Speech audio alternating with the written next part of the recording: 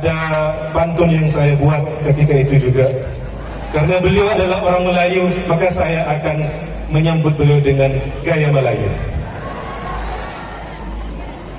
Gak usah dibalas, gak usah. Siang hari langit membiru, angin kencang suara menderu. Selamat datang Tuan Guru, betapa bahagia kita bertemu. Ada lagi.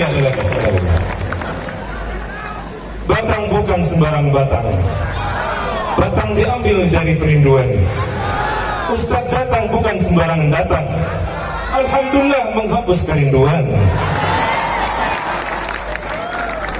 Terakhir. Ada beberapa pertanyaan. Mudah-mudahan tak ada menyangkut masalah imigrasi. Assalamualaikum warahmatullahi wabarakatuh, Ustaz. Saat ini saya bekerja di salah satu kapal pesiar di Amerika.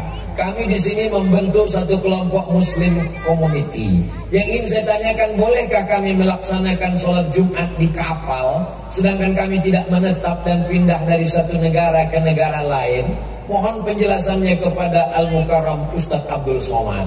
Dari Bapak Edi Kurniawan, alumni TMI Al-Amin Prenduan 2012, sekarang tinggal di Amerika. Wow.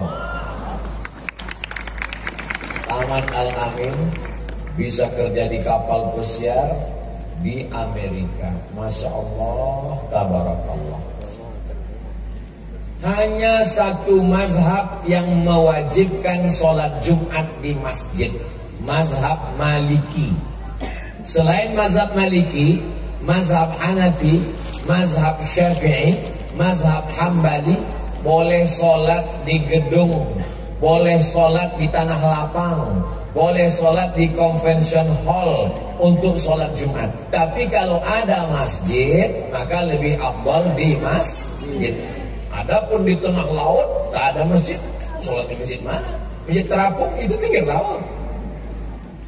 Jadi kalau ditanya boleh sholat di kapal, boleh, karena yang mewajibkan sholat Jumat di masjid hanya mazhab Maliki. Lalu kemudian yang jadi masalah jumlah, yang mewajibkan mesti 40 orang dan semuanya mukim, itu mazhab Syafi'i. Adapun mazhab Hanafi, kalau menurut urf dia sudah dianggap sebagai jamaah, walaupun tidak cukup 40 orang, maka sah sholat Jumatnya. Jadi masalah yang kedua adalah masalah angka. Berapa sebenarnya yang ada di kapal itu? Masalah ketiga, orang yang musafir tidak wajib sholat Jumat, maka dia sholat zuhur. Tapi kalau dia menetap, lalu kemudian dia melaksanakan sholat Jumat, maka sholat Jumatnya sah. Adapun orang musafir, kalau dia sholat Jumatnya sah, tapi dia tidak wajib. Ini tentang 3 hal terkait. Pertama, tentang sholatnya apakah mesti di masjid. Yang kedua, tentang jumlahnya. Yang ketiga, tentang apakah orang musafir wajib sholat Jumat. Yang kedua, saya wali santri asal Samarinda, Kaltim. Mau bertanya kepada Ustadz kiat agar anak istiqomah dalam mondok dan kami sebagai orang tua lebih tawaduk mendoakan anak karena jauh dari kami, khususnya saya pribadi, biar nggak galau ditinggal anak. Mohon wejangan. Ini membuka kartu, sesungguhnya yang galau bukan kalian saja, orang tua pun ternyata galau. Hai bapak-bapak, ibu-ibu yang galau meninggalkan anak di pesantren, lebih baik kau galau sekarang daripada galau tahun 2042 karena anakmu ditangkap BNN. Lebih baik nangis sekarang daripada nangisnya tahun 2042 gara-gara anakmu kena penyakit masyarakat pekan. Nah, jadi kalau datang begitu, kuat-kuat hati, sabar-sabarkan hati, jangan nangis. Kalau melepas anak di pesantren Al-Amin, tepuk bahunya, kasih semangat. Belajar di sini, serius, bacakan sholawat, bacakan doa. Kalau mau nangis, nanti setelah sampai Suramadu, nangis. Cari di bawah jembatan tuh nangis. Jangan di sini nangisnya. Itu membuat anak jadi down. Ustaz Somad, istri saya pulang dari pondok nangis, matanya hampir sebesar bakso. Ini jamaah ngandung ke saya. Akhirnya saya nasihati seperti Ustaz ceramah. Kamu jangan nangis. Lebih baik nangis sekarang daripada anakmu nangis nanti karena dia hamil di luar nikah. Mohon maaf. Lebih baik nangis sekarang karena dia pondok daripada nanti dia kena narkoba. Terus gimana Pak? Habis itu istri saya bangun mengatakan, kamu enak aja ngomong, yang ngandung aku. Habis itu gimana Pak? Kalah saya Pak Ustaz. Jadi sebenarnya ayah dan ibu kalian, jadi jangan pernah merasa kalau di pondok itu terbuang. Ini banyak anak di pondok pas mau tidur malam mikir, jangan-jangan aku ini anak adopsi ya. Justru karena mereka sayang lah maka engkau ada di pesantren. Kalau nggak sayang, dibelikannya rumah mewah, dibuatnya engkau satu kamar, ada tempat main game online PlayStation, dibelikannya TV sebesar ini untuk main Mobile Legend. Habis itu kau pun jadi hantu kuntilanak gundurwo. Kalau dia sayang, dia akan kirimkan engkau sejauh mata memandang supaya kau menjadi anak yang soleh dan solehah. Insya Allah ini semua adalah anak-anak yang soleh dan solehah. 3. Bagaimana hukumnya apabila hasil orang tua yang bekerja sebagai sopir yang sholatnya sering ketinggalan, uang hasil sopirnya dibuat biaya anaknya yang sedang mondok di pesantren. Hasil dari korupsi, dari haram, dibelikan ke uang, dibelikan ke beras, uangnya dikirim ke pondok, lalu kemudian duit haram itu dimakan, lalu kemudian menjadi setetes darah, darahnya masuk ke jantung, dari jantung disemprotkan naik ke otak. Ayatnya semua hafal, nasiyatin kadzibatin khoti'ah, ubun-ubun kazibatin, pembohong, khoti'ah, pelaku dosa, pembuat kejahatan. Kenapa ubun-ubun? Karena otak inilah yang memerintahkan. Jangan heran kalau ada anak yang otaknya jahat, salah satu penyebabnya adalah makan haram. Dari kebetulan sini Pak Sopir, kamu tetap bisa sholat Pak Sopir. Maghribnya nggak bisa, sholatnya isya nanti jamak takhir. Maghribnya 3, isyaknya 2. Zuhurnya bisa jamak takdim, zuhur 2, asar 2. Bisa jamak takhir, asar 2, isya 2. Jadi tidak ada alasan Pak Sopir untuk tidak sholat. Sampai kapan saya jamak ini Pak Ustaz? Selama kamu musafir. Saya nggak pernah pulang ke rumah. Namamu siapa? Bang Taib. Berarti kamu musafir terus. Maka orang yang musafir terus, dia tetap jamak qashar sampai dia muqim selama 4 hari 4 malam atau 20 kali sholat menurut Syekh Wahbah Zuhaili dalam kitab Al-Fiqhul Islami wa Adillatuh. 4. Perkenalkan, nama saya Pak Akib dari Asta Yusuf Talango, Sumeneb. Kita tahu bahwa jodoh rezeki mati ditentukan Allah. Bisakah ketentuan itu dirubah oleh manusia dengan doa setiap nisfu Sya'ban? La yaruddul qada illa doa. Tidak ada yang bisa merubah takdir kecuali doa. Ya Allah, kalau dia memang bukan jodohku, jodohkanlah aku dengan dia.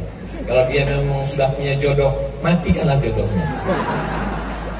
Jangan, gak boleh mendoakan yang tak baik. Maka boleh jadi yang kita minta itu ada yang disediakan Allah yang lebih baik, Tapi berdoa minta nama boleh. Mana dalilnya doa minta nama boleh? Oh, Nabi pakai nama. Allahumma a'izzal islama bi umarain. Tolonglah Islam ini dengan 2 Umar. Umar bin Khattab atau Umar bin Hisham.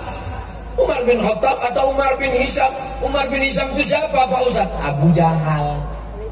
Nama kerennya Abu Jahal. Nama medsosnya. Nama aslinya Umar bin Hisham. Nama aslinya Abdul Uzza. Nama FB-nya Abu Lahab.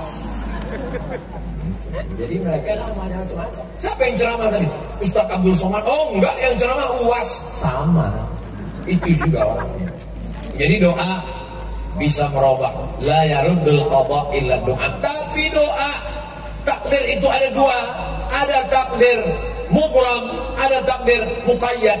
Maka kita tak tahu yang mana, kita disuruh berdoa. Apa kata Umar bin Khattab? Aku tidak tahu doa ini diterima Allah atau tidak, tapi aku tetap berdoa karena doa adalah ibadah.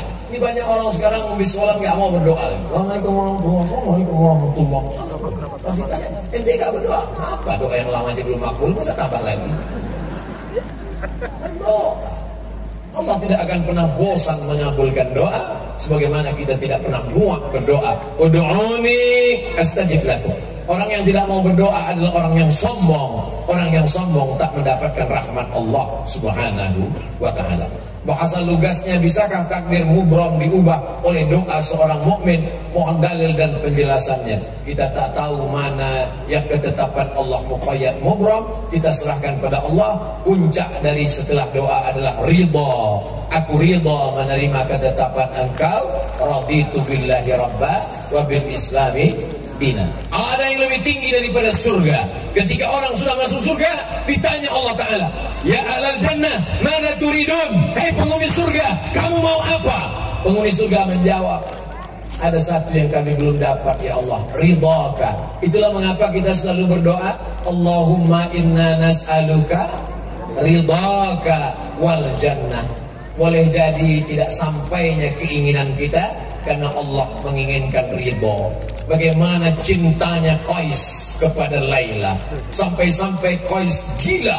Akhirnya Qais disebut dengan Laila Majnun, crazy, tergila-gila. Sampai satu saat dia ditanya, Qais, Laila turidu amid dunia wa ma fi tawayaha. Qais, kamu pilih mana? Pilih Laila atau dunia beserta isinya? Apa kata Qais? Laghubaru ni'aliha ahabbu ilayya wa asfa di balwaha. Debu yang menempel di sendal Laila lebih kucinta daripada dunia beserta isi.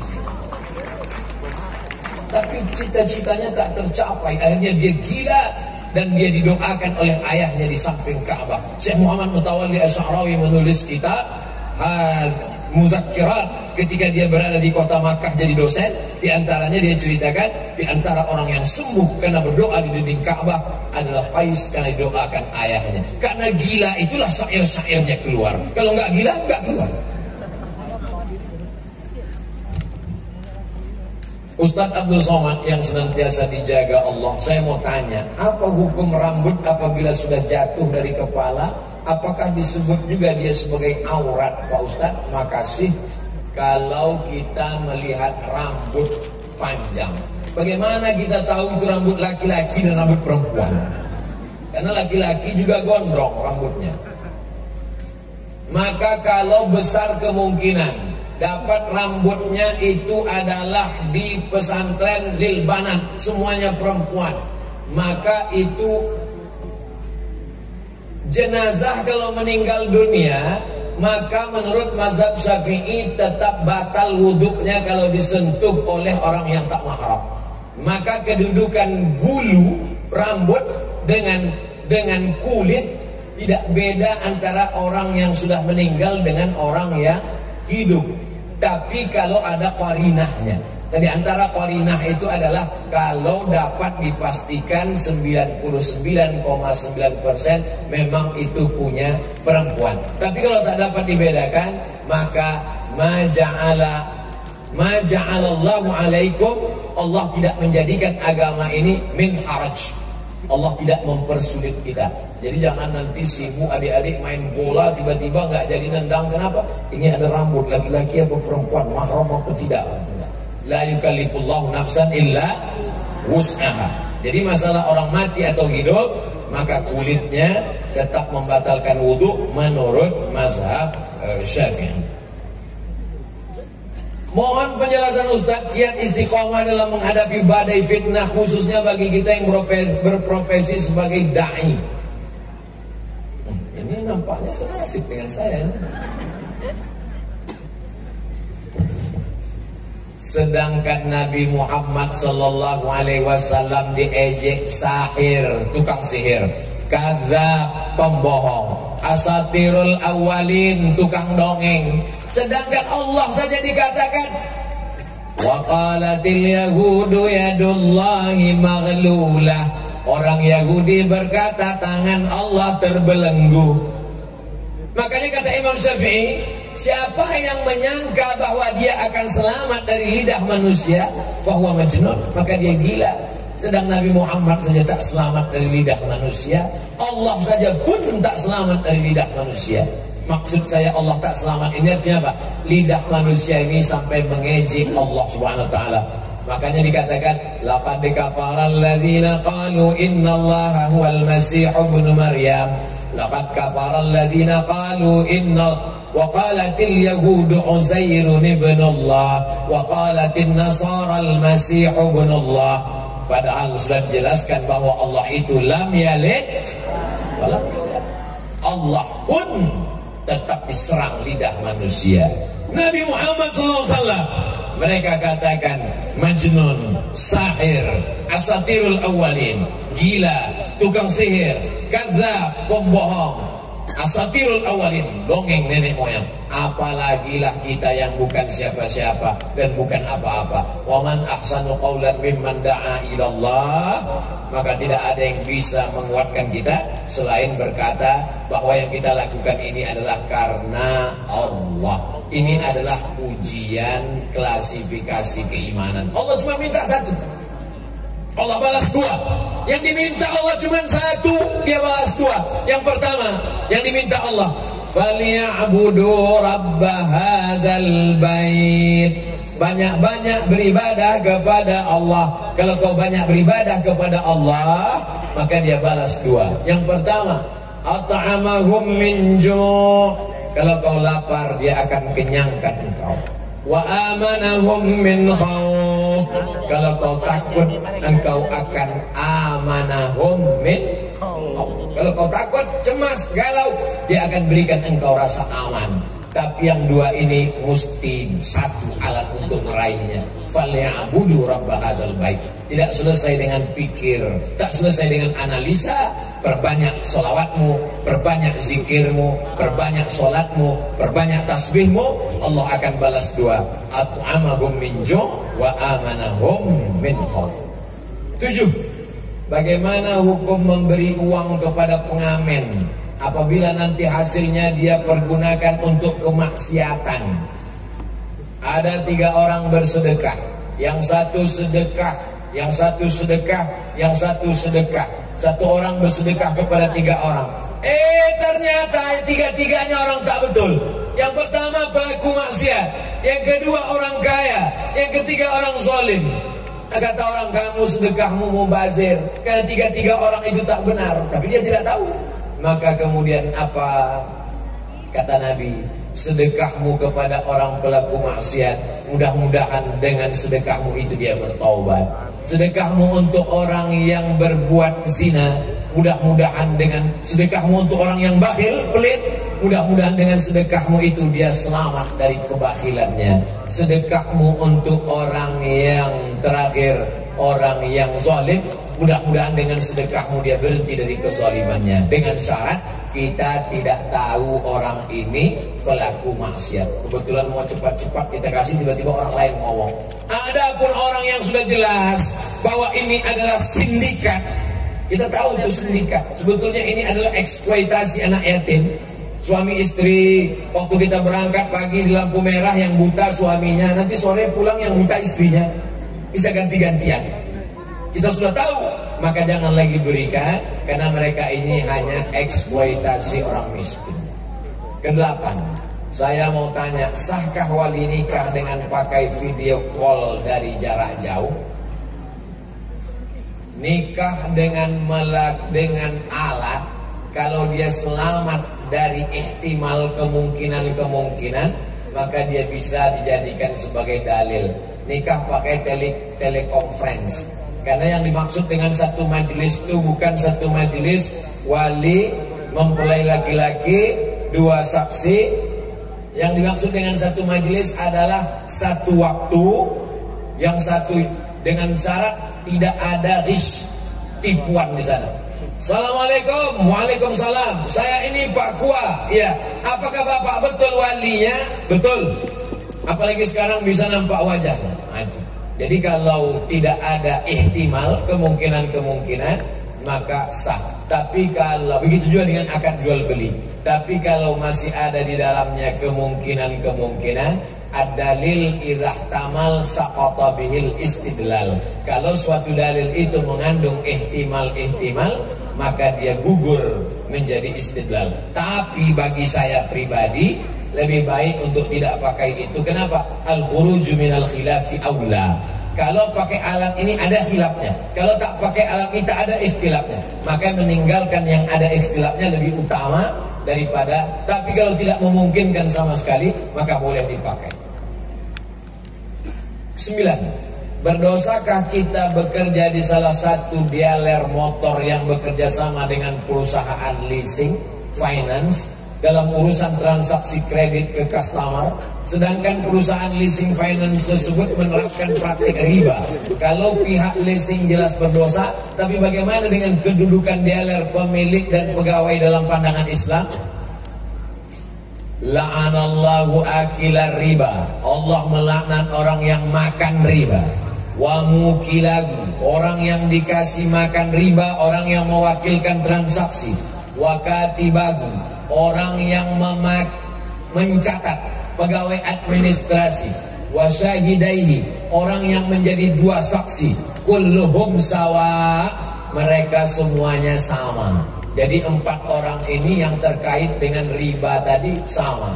Adapun orang yang tidak terkait langsung, ini yang 4 ini terkait langsung. Saya jual makanan, tiba-tiba datang orang beli nasi. Assalamualaikum Pak Ustadz, saya mau beli nasi. Saya nanya, ini uang kau ini uang riba atau uang halal? Ngamuk dia. Kita tidak perlu tanya, kenapa? Karena saya jual nasi. Nasi ini halal, maka yang dilihat di situ adalah nasinya.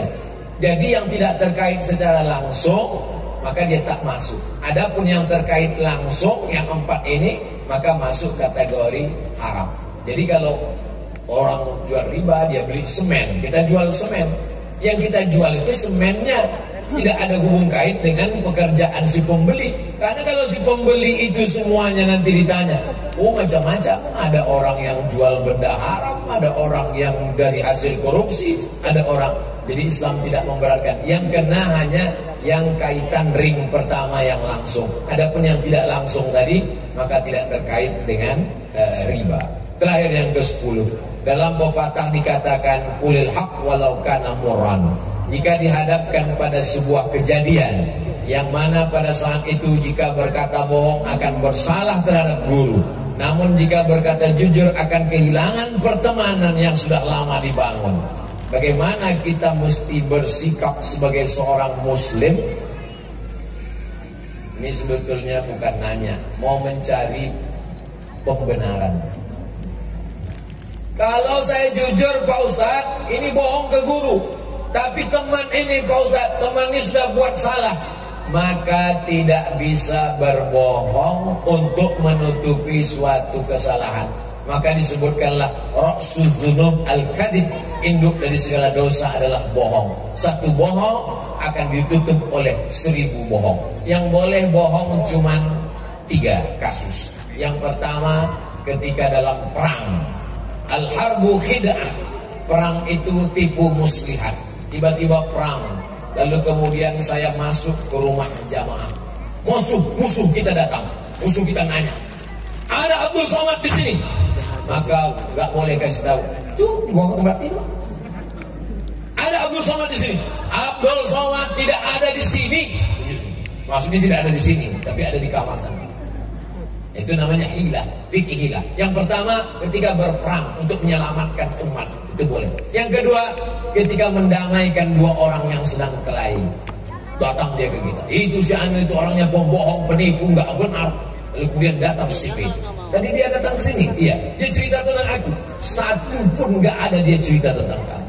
Maksudnya 1 nggak ada, tapi 10 ada. Untuk menyelamatkan 2 orang supaya jangan sampai kelahi. Yang ketiga adalah suami terhadap istri tidak pada perkara yang haram. Suami ibu pulang dari Surabaya bawa kain batik. Lalu dia nanya, "Oh my darling, buah hati belayan jiwa, gimana pandanganmu tentang kain batik ini?" "Abang, seumur hidupku belum pernah melihat batik seperti ini." Maksudnya jeleknya. Tapi tak dia sebutkan. Dalam pada 3, menyenangkan pasangan bukan pada perkara yang haram, mendamaikan orang yang berkelahi pada saat perang, menyelamatkan. Lain daripada itu, maka bohong tidak dibenarkan, karena satu bohong akan menyebabkan menutupinya dengan bohong-bohong yang lain.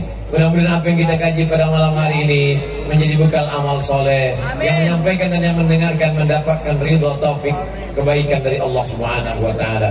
Aqulu qauli hadza astaghfirullah li wa lakum. Saya sampaikan selamat milad 70 tahun Pesantren Al Amin Perendu.